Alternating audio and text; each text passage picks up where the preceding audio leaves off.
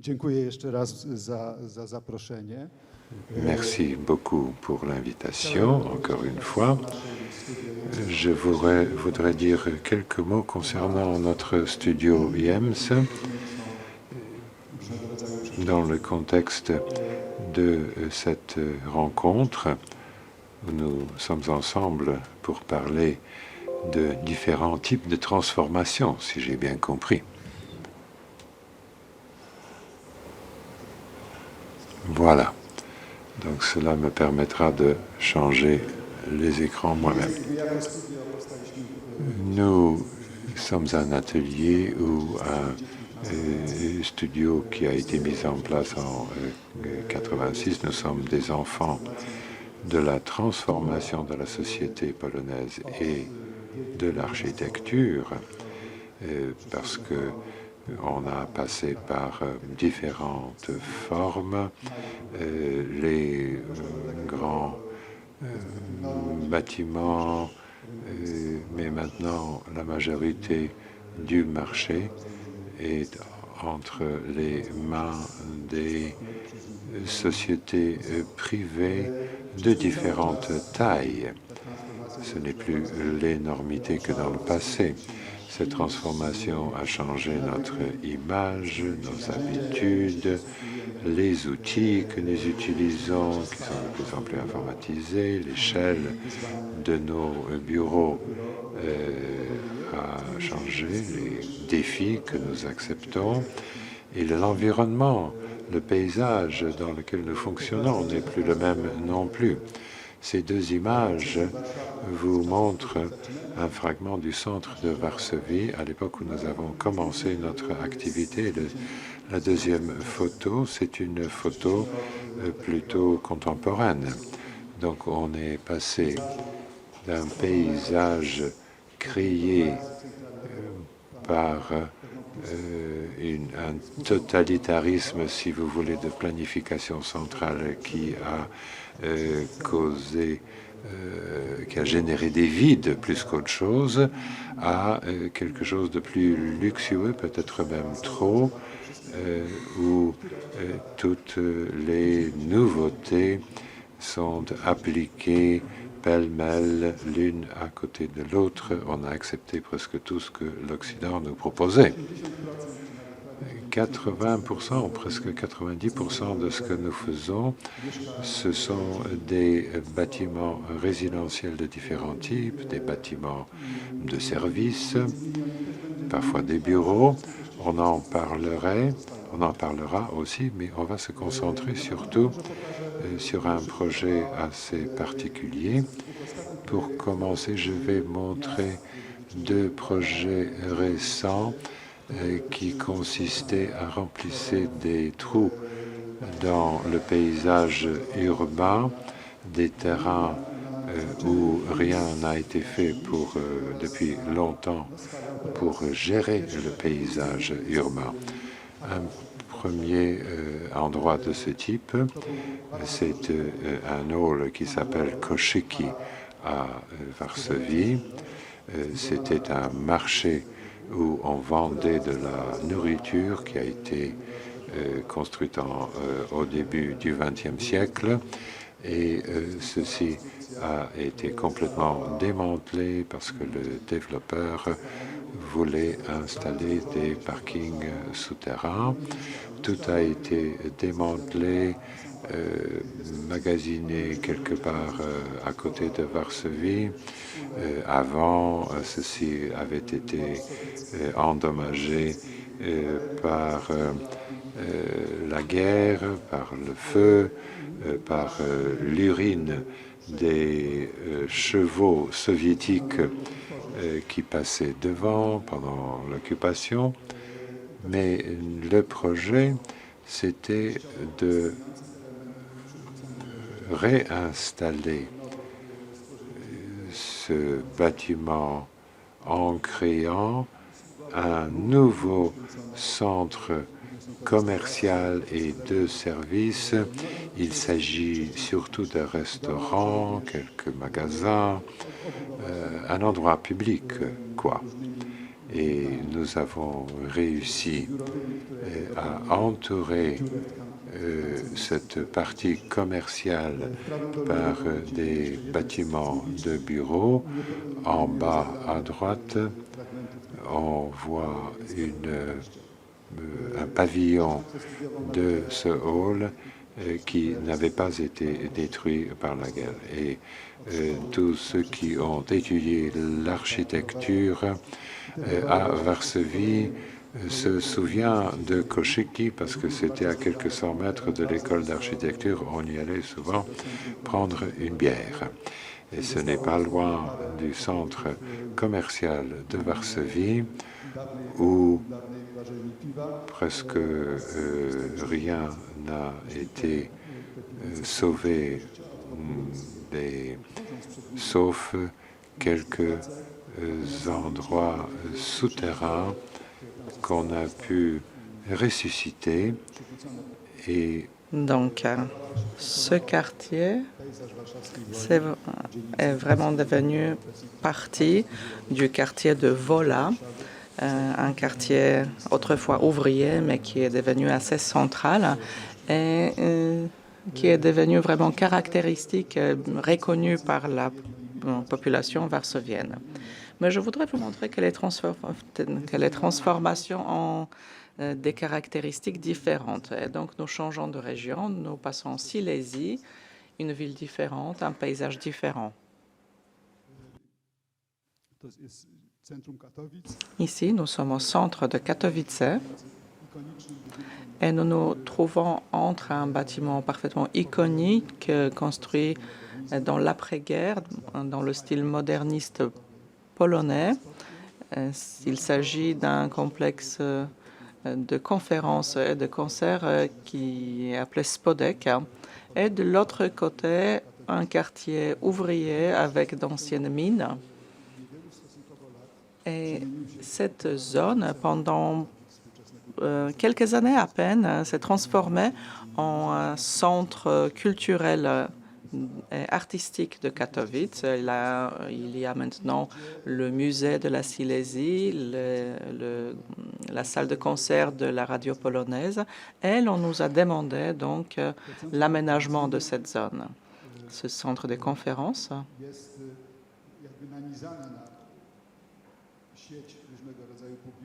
fait donc partie de différents espaces publics et doit mener un dialogue avec les autres bâtiments, même si certains disent qu'il s'agit d'un accident et non pas d'une planification conscieuse de la part des architectes de Spodek. Donc, ce qui était donc très important pour nous, c'est la participation de Spodek dans cette zone de la ville très active, très importante socialement.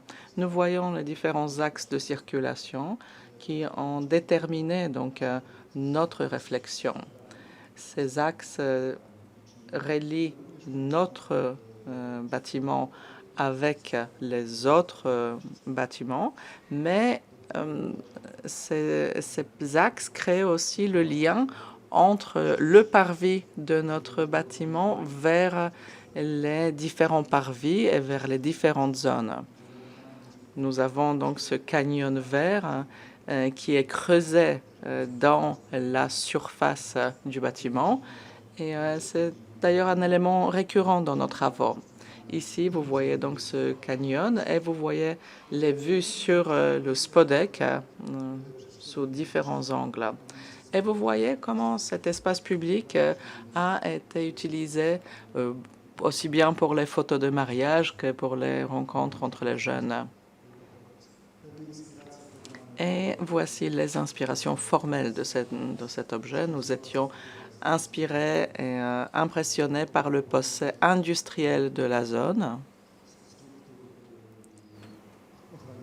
et également la présence des structures et matériaux qui protégeaient les mines.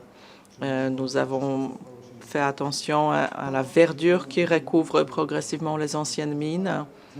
Et sous ce canyon que je vous avais montré, il y a un différent passage qui n'est activé que lors des conférences ou des concerts organisés au sein de SPODEC. Et donc, c'est un autre biais d'accès vers le bâtiment. Et ici, vous voyez encore des photos sur Instagram. Et donc là, où les personnes, les visiteurs ont tagué notre centre. Et nous avions des centaines de photos comme ça qui étaient présentées sur notre stand dans notre pavillon à Venise. Et puis, je voudrais dire que ce projet est devenu un d'une série de projets qui utilisaient des solutions architectoniques similaires. On y retrouve également le siège des Beaux-Arts de Varsovie, le projet du musée de l'histoire polonaise. En fait, tous ces projets utilisent cette idée de creuser des paysages et d'ouvrir des passages dans ces bâtiments construits en dur. Nous testons ces idées de différentes manières, comme vous le voyez à gauche. À gauche, nous avons simplement taillé un passage pour faire référence aux constructions historiques, donc un passage à travers le bâtiment. D'autres solutions proposent des fenêtres ouvertes dans ces bâtiments construits en dur. Nous avons ici un projet de Gdansk, mais également l'intérieur de l'Académie des Beaux-Arts de Varsovie. Et ici, donc, vous voyez ce bâtiment, l'Académie des Beaux-Arts de Varsovie, un bâtiment assez caractéristique.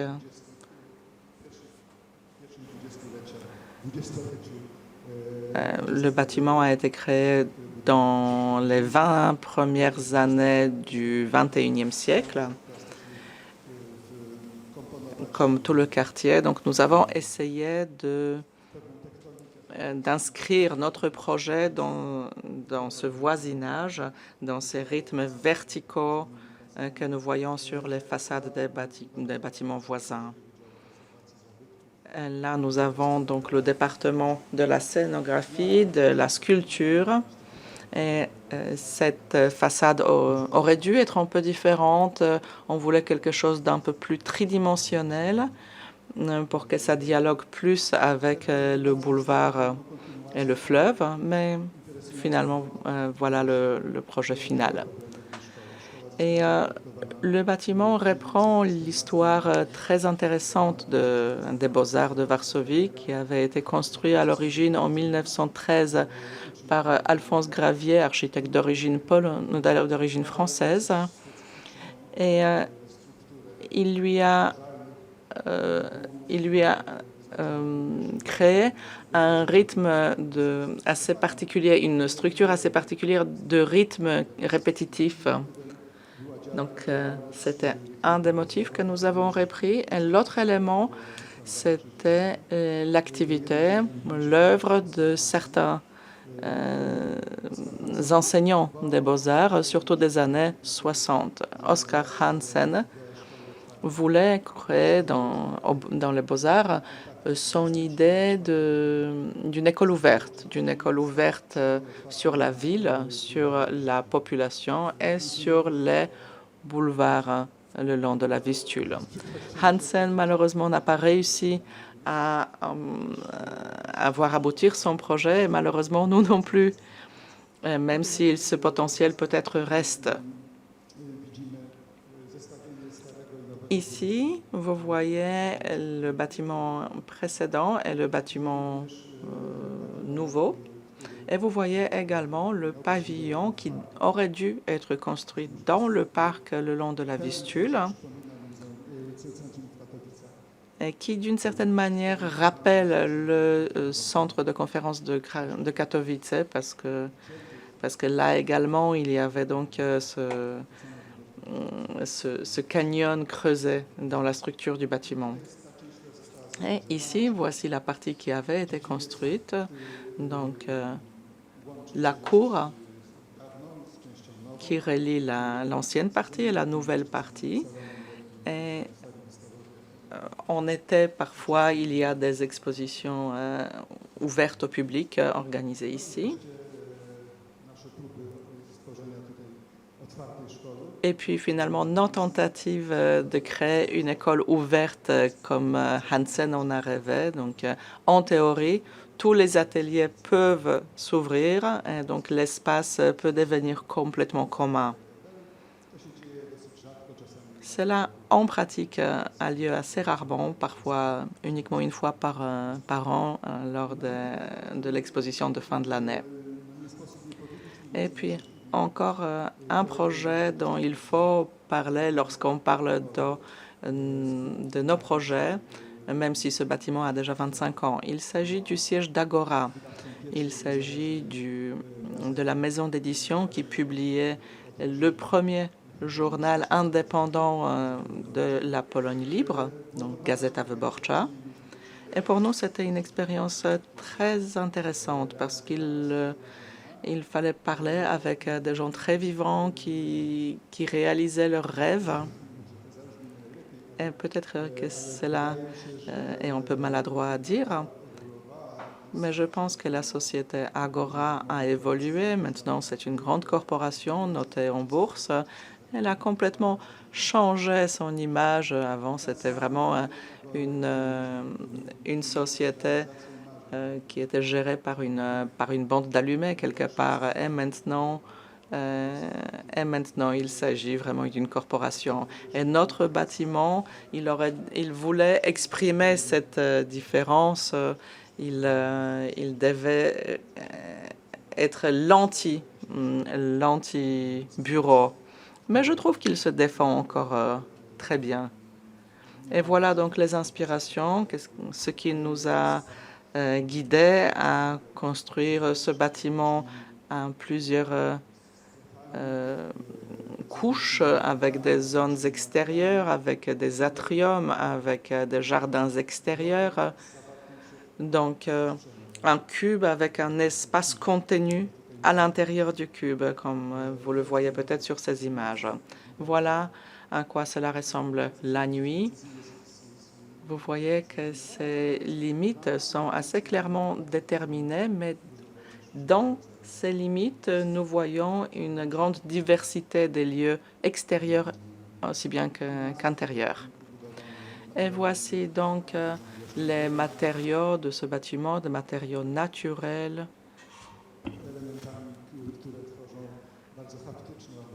du bois, et puis ces différents éléments créent une image très tactile de ce lieu. L'odeur, le soleil, les textures sont complètement différentes. Ce bâtiment a une autre odeur en été qu'en hiver. Et puis, nous avons également là donc une protection climatique. Il y a un peu d'eau, il y a des jardins à l'abri du soleil. Donc, cela permet de créer un bâtiment climatiquement plus moderne. Voici donc également une vue de l'intérieur, où vous voyez le caractère ouvert de ces espaces, ce qui donne également la possibilité aux employés de communiquer entre les différents niveaux. Et vous voyez également beaucoup de tiers-lieux, d'espaces informels. Et ce bâtiment avait été repris ensuite dans différents projets que nous avons réalisés par la suite. Ici, vous voyez la bibliothèque Raczyński à Poznań. Il s'agit d'un projet d'expansion d'une institution culturelle très importante dans la vie de Poznań. Ici également, nous avons voulu agrandir cet espace. On l'a agrandi 5 fois. En reprenant les éléments architecturaux du premier espace,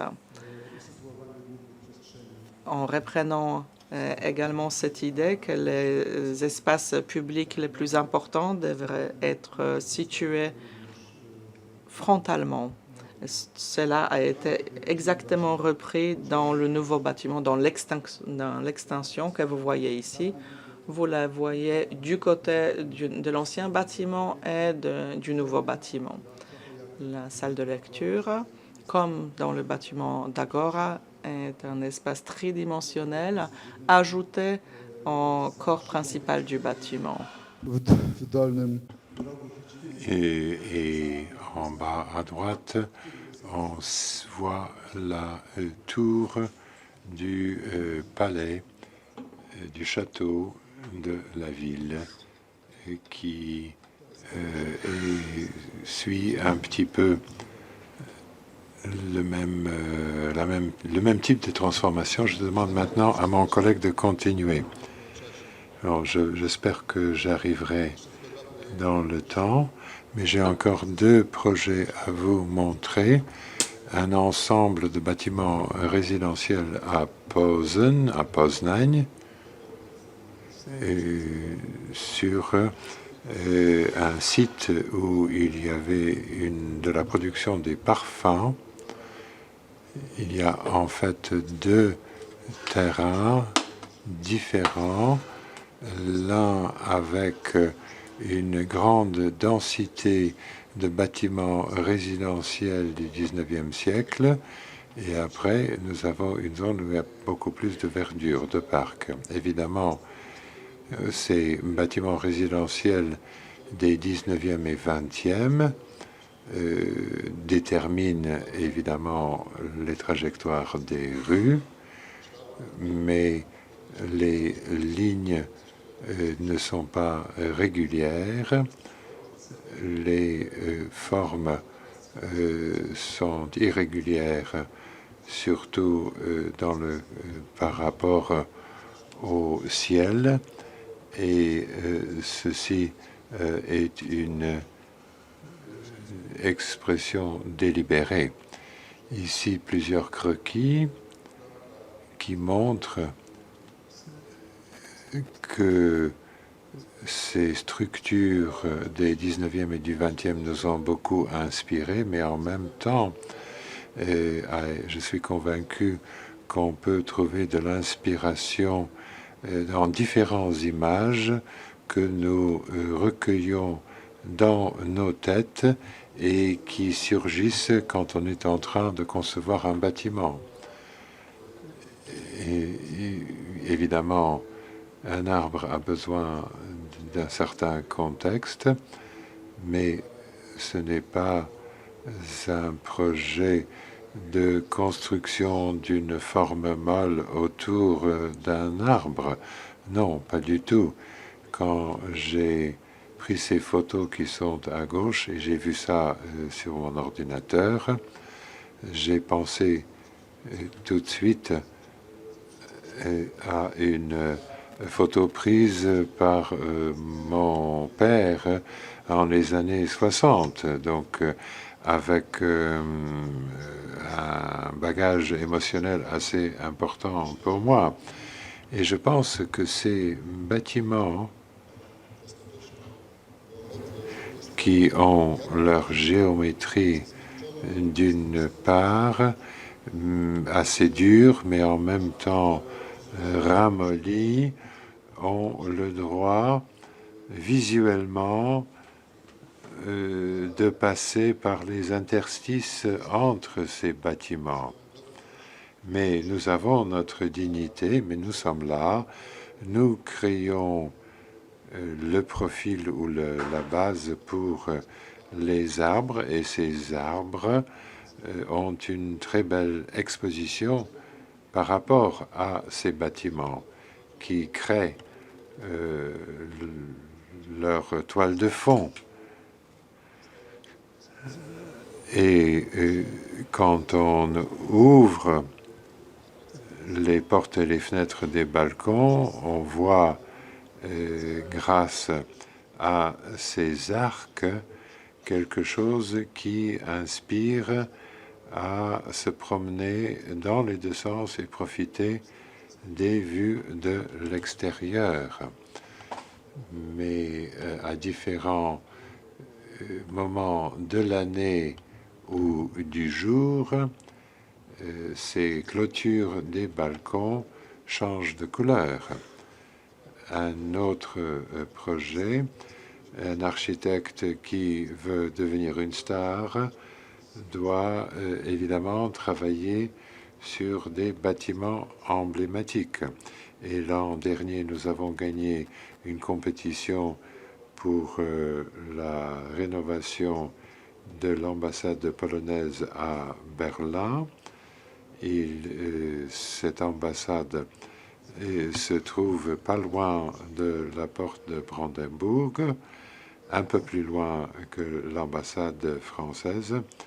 Et donc, maintenant que le mur n'y est plus, on peut passer facilement par cette porte et arriver sur le terrain de l'ambassade polonaise.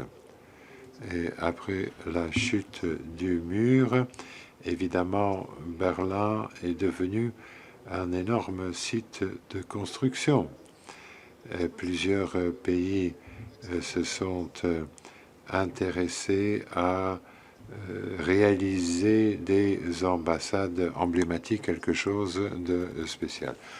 Et quand nous avons entamé le projet, le bâtiment était en très mauvais état, mais on s'est dit qu'une fois le bâtiment existant